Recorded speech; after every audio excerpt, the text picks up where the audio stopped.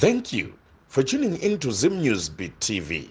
Sekuru maswera. Alhamdulillah kuma robinda swera. Chando chikipcha muri kuchiona sei? Ini nasi mubandi bude. Wallahi matara ndi bude nasi. Bida digari zvangu mnamboza kuti ndino zvikonzeresa injury yangu details also sure. Aditi. Saka vaitaura here vazukuru kuti sekuru kwamuri kuyo kune chando yaini mabhachi kana taingoti sekuru uyeka Vasukuru pa phone hapa. Vanokuimbisa vanokutakura nendege. Isina mweya isina acid. Saka aiwa vazukuru vaitaura sekuru kwedu kuti Cape Town kunotonora. Asi uye mumboona uchando chichakamira sei. Kuzimbabwe akutonora.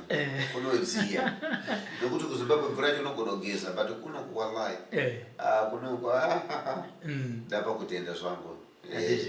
Sure. Asi vakaugamuchira zvinhu zvakanaka vazukuru. Alhamdulillah. Akusukese kuti mwana munhu Allah subhanahu wa ta'ala kana kampanyasha nengoni. Padiki panapo ndaona kwata great difference neku Johannesburg. Noti kuno kutambirwa mari dzechikafu kudoneterwa inini matare ndichibhadhariwa saka unozoda soda kakadii ndeko kumbira kuti achakola dawa wedzina masimba kune vanhu vari kutambanuza nokuti chikafu even kurikuenda motikari kundondiratidza kuti kundo kunozokwakati kundo kunozokwakati handina chandiri kubvisa kana peturu changu kungotarisa kuti zvikufamba sei saka iva ndinotendawo komaro tiri kuno ku Cape Town handitika inini ndambobuda kana mbotenderedzwa ndiwo ubhakadzi handitika ndasvika mukati aiwa ndakapane muzukuru ada kuti ataure newe kuno kuti adaiwa ndasvika sekuru ndizvo muzukuru wangu ndakataura naye long time okay itusu vanhu vazhinji mukomaro petunauza vanotibvunza kuti zvakangofanira pamusikana kuti naye mukomaro mbe mukadzi uyu haana kutenga sekuru no ini handitengewe asi zvakangofanira kuno South Africa uyu aiuya uyu ane makumbo saka nditenga futi here handiziye kuzvironda zvagadzira here asi ndakataura naye ndichiri kuZimbabwe akataura zvichemo zvake tikapinda mudare ndikamuvimbisa kuti no alhamdulillah Allah subhanahu wa ta'ala ndakuitire nyasha uya kuSouth Africa uya ndikubasire saka ipo zvinazvo auya ndaudzwa tsitsi zvironda izvi tinozviziva mukomarobe zvinobashirika ende zvinorapika inonzi skin disease okay iyo skin disease iyi inofamba inogona kutopinda mudumbu wallahi ikapinda mudumbu nekufesi munhu achakwanisika kozi chironda chinenge chanogara mudumbu imimi ukachiona chakadai ko chikagara kumatumbu kanjani saka skin disease inowanika kumunhu inowanika kumombe kana usina mushonga usina munhu anogona kuirapa wesi ikazota ichivanhu nokuti ikagara skin disease ichivanhu inopera but kana ine chimboyi alhamdulillah Allah subhanahu wa ta'ala vanoziva haiperi handitika regai ndinzwe kune muzukuru wasekuru mukoma makadi ndiripo makasimba mukoma Robert hamuna kuti taurira imimi kuti Cape Town inotonhora zvakakana winter ine kutaura kuti mukoma kana makuya handi pamasvika mandishaya ndandanoti akabhacha unodziro handitika inopakanaka mukoma ndiri kunzwa ndiri kune kutoona dambudziko renyu iri mukoma handi mukoma ndizvi mukoma vengai zitandariziya mukoma vengai handitika mukoma vengai munoma nenguva yakadii muri muCape Town muno munengati ndina chokwadi asi ndinodarika 10 years ndiri muno handiti no pakanaka saka pa 10 years apa mukoma dambudziko iri makatobva naro kumusha here kana kuti zvakazotanga matoko no dambudziko iri rakatanga kufunga ndandangogara zvinenge zve 2-3 months kuva zvakatanga saka matangira zvakaita ndinaonge ndichifungira kuti zvichapedzera zvakadai zvakatangira pamusoro petsoka panapa ndaikonzwa kuswinwa saka ndaipinza chigumwe mubhutsu ndoscratcha kudai saka ndakazoona kuti mazuva ari kuwanda ndichidaro pandinobvisa bhutsu ndaiona kuti ndinenge ndiri kutozvisvuura pamwe panapa na problem pandakaona kuti pava pakuita pachikura kudai ndobva ndati rege ndimboenda ndino kuclinic saka pandakaendawo kuclinic ukangotipo mushonga wekuzora pamhepo apapo asi hazvina kuchinja kusvikira ndakuzoenda kuma-private doctors saka kuma-private doctors vakangonditi iskin disease saka vaindibaya jekiseni then vondipa mushonga wekuzora newekunwa vachiti zvinogona kunge zvichitangira kana mudumbu saka vanenge vada kuuraya mudumbu nekunze zvese saka makore awandisa ndasvika nawo like 10 years hapana change saka kubatsirwa ndinombozama kuti ndasandambofamba zvechivanhu ndaenda kumadoctors nekuchechi saka kuchechi vaigona kungonditi tiri kuona zvinhu zvichizowanda asi chatirigona kukubatsira nacho nhonga kadombo akakonamatirwa onzi geza saka handaizoziva kuti zviri kufamba sei so zvinhu izvi zvinoti dzimwe nguva zvinoita kunge zvakutiperei ndobva ndachitsvaga kuti saka chinenge chaporesa pachii ndobva ndachishaya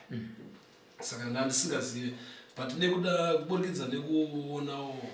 mavideos asekuru chapora ndakaona akawandisa vanhu vangu vaine matambudziko anodarika iyaya nekuti unogona kutozoona kuti zvangu zvinenge zviri nani pane zvimwe zvandaiona saka ndaiona vanhu vachibatsirwa then vapedza kubatsirwa vozodzoka vachipupura kuti ndakabatsirwa kudai saka ndaizvoona so ndakagara kubva kutara ndichifolowa ndichiona kuti zvine zvifamba sei saka ndaishaya nguva yekuti nini ndosangana sei nasekuru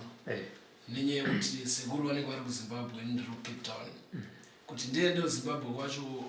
ndinoona kuenda ndine mari isingakwani futi kuti ndichiona sekuru saka zvaindinetsa pandakanzwa kuti sekuru vauya kucape town ndakatoita make sure kuti vafanira kudzokera ndisina kuvaona saka ndo dambudziko rangu zvanoita zvinhu izvi ndezvekuti zvinoswinya so kana zvakuswinya ndinenge ndakukwenya ndikutoita bhizi yekukwenya then pamwe pacho pazviri wese ndepekuti zvinoswinya ndiri kuope ndakarara saka kana kukwenya ndinokwenya ndakarara ndisingazvizive pandinomuka ndonotsoona kuti nzwara dzangu idzi ndandichikwenya so mune makubuda ropa mumakumbo saka ropa rere rikabuda munogona kutanga kuzvimba kana makuzvimba makumbo aya panozobuda anonzi mambavha aya kumusoro so mambavha aya anozorwadza zvokuti ndogona kutadza kana kuenda kubasa kutadza kana kufamba saka zvandishungurudza kwenguva yakareba zvinizvo ndozvikuitika ipapo saka ndinovimba nekuuyo wandaita ndichiona sekuru ndinovimba kuti ndapora handiti saka iwo kuchechi sekuti vamaita kumweya vaitiwo nyange vachizotaura kuti dambudziko tiri kuona tichiwanda ende rakazowandawo zvisho vaitiwo riri kubva neku kuchechi vaitiwo vamwe vaingoti iskin disease sezvauriudzwa nemadoctors kuti inongouya inogona kukonzereswa nekuti unenge wadya tinned food yekuti ukavhura gaba then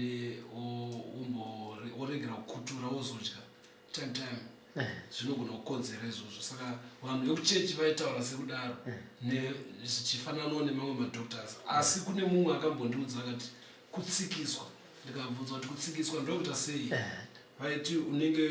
wakatsika panhu pekuti panenge pakakandwa mushonga saka unogona uri mushonga wakakandirwa kutoteya iwewe kana kuti wakangokandwa wewe wobva watsika wepapo zvinogona kukonzeresa futi zvinhu zvakadaro saka kana kuri kuchechi ndopavainditi nhonga kadombo tokunamatira then wopota uchigeza mvura yaye kana kwemazuva 3 saka ndo zvandaingoita saka kakawanda ndaiita zvinhu izvozvo asi hazvina kupera handiti saka kana muchigeza munoageza sei manje kana kuri kutogeza ndotogeza magezero andoita mazuva ese miri wese ndotogeza saka ndinotozotora tauro ndonyanya kukwiza ipapa makumbo evavapa chinenge chakuitwa ndinyanya kudaro inyaya yekuti pandinoswinywa ndikakwenya makumbo aya anenge achifufunuka kuita panotobuda dhasi zvokuti pandinenge ndakarara panosara pakaita panotoonekwa kuti zvinhu zvabva pamakumbo pangu saka ndinozoita advantage yekuti pandinenge ndakugeza ndinozonyanya kupakwiza netauro kuitira kuti pandinokwenya pave pasazonyanya kufufunuka ndozvinenge zvichiitika ipapa saka kuchipatara vanokupai mushonga cream yekutozora kuchipatara vane cream yavaindipa pa ndakaona kuti cream yavo inogadzirwa nealoe chikavakava chacho papa ine cream yavaindipa inenge ine aloe then mushonga wandainwa wacho futi unenge uine aloe asi zvinhu izvi zvikubatsira kwazvo handina kukuona nokuti makumbo aya ndakazozviongorora nekuwanda kwemakore kuti anoita kunge ane season yekuti pamwe pacho anoita kunge anani hazvipere but unokuona kuti makwenyero andakuita these days ari nani kudarika mamwe then zvobva zvazotanga futi ndo mararamira ndichiita saka zvinhu zvinondishungurudza because handina kukura ndichingogara ndakaviga makumbo netrous ndaitopfekawo mashorts saka zvakundinetsa kuti ndipfeke short manje ndozvine zvakuitika saka inyaya iyoyo yekuti handichakwanisa kupfeka zvandoda nenyaya yekurwadziwa kusvika pakuti sometimes handikwanisi kuenda kubasa apo ndiri nebaba ndingafanira kushandira mhuri saka zvinhu zvonai kugara ndichiti one day ndichasangana nasekuru ondibatsirawo handiti sekuru machinzwa chishuviro chemuzukuru nematangira akaita dambudziko rake alhamdulillah mukomaro zvinorwadza mukatarisa murume mukuru pari pachizezo toti ndio maperembuzi handiti kuchirungu ati skin disease shuwa boso zviti muganda mukatarisa kumwe kwacho kuzasuko zvikuratidza fange gumbo rachinja kava eti saka titokumbira ya Allah kuti Allah ko kana makamboporesa vamwe iye ndiye akaparamusa iye urwere mukoma isusu kunokuya kuno kwateta kuSouth Africa kuno tese imineni kuti vanhu vagotsikana nokuti vanhu vaishuwira sekura chakola mauya mamusire Robert mauya mamusire Robert ndaenda kuda pamedia ndikataiwa chikumbiro chevanhu ndinochizazisa nhasi vamwe vachanonoka vachazoti koma Robert vaenda but vasangana navo vatosangana navo vabuda pamedia vatobuda pamedia urwere wamuri koma Robert auswe kutangana makore ararama neurwere uyu yanoda Allah kuti tikumbire kuti ko wofa here mwana akadai chirwere chofamba here isu mishonga chatakapirwa mishonga ine mizimu ichii kurapa zvinhu izvi ndinovimba kuti kana ndakagara ndakadai ndakataisa so nechitoti wake mushonga uripo mafuta yake aripo nokuti ndatomuudza kare ndatomupa kare prescription kuti tora mafuta tenga veseliti saka tine mushonga uyu so tichamupa mushonga for a test mangwana kusena anofanira kungomuka kana nasi akakwanisa toda kuti abike porridge ubva zora makupeso svika mupi umu mushonga yo umerere then kumanero tichagadzira mafuta edu mushemushe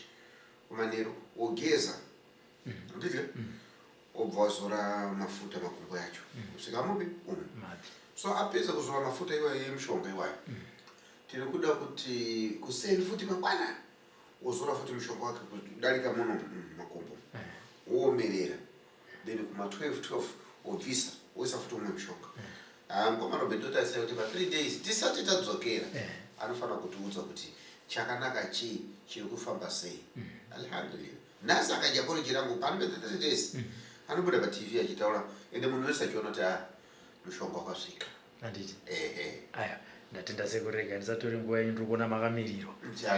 ndatenda noti kunzwa kwacho kuri kudaya vazukuru vanokugamba vanza handiti kuti regerera handiti aya ndatenda sekura chabwino. For these and more stories, tune in to Zim News Bit TV with Robert Tafumani.